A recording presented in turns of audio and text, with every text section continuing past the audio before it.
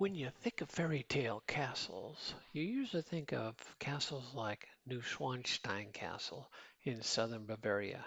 You don't think of a castle that's kind of decrepit and run down.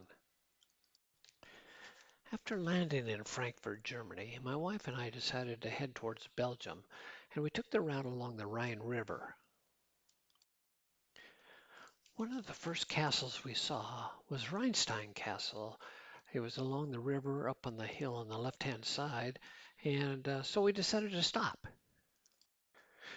We were both excited because this is our first stop after leaving Frankfurt, and it was a old castle, and we thought, oh, this will be very interesting. Now, this castle is not like Neuschwanstein Castle, which is truly a fairy tale castle, but it was built relatively new, whereas this castle is ancient.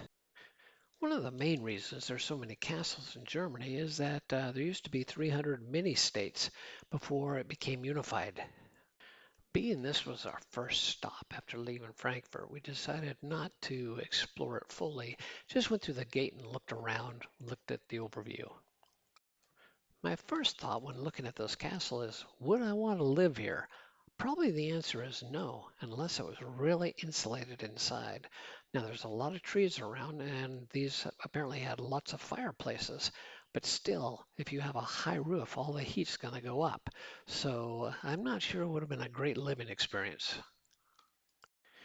You kind of have to ask yourself, how many people and how many years did it take to build this thing? And where did they get the rock? Now, there's a lot of reasons for building a castle. One is for protection, and one, especially when it's along a major river route, is to control the taxes as goods flow up and down. Every good castle needs a gatekeeper or a guardhouse or guard room, so when I went into this first room, that's what I was expecting. I was amazed at what I found, though.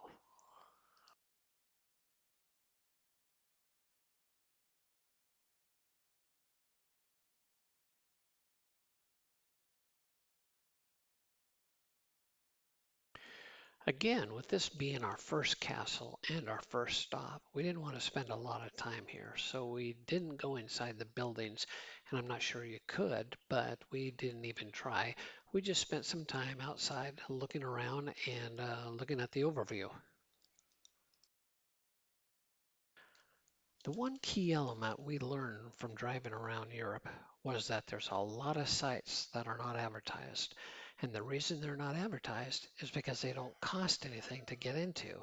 So if you go to a tour agency, they're not going to promote it. So my suggestion would be to avoid tour agencies if you want an authentic experience. Use a tour company for the tours that they're good at, but then go out on your own and have a great experience. Thanks for watching. Please subscribe.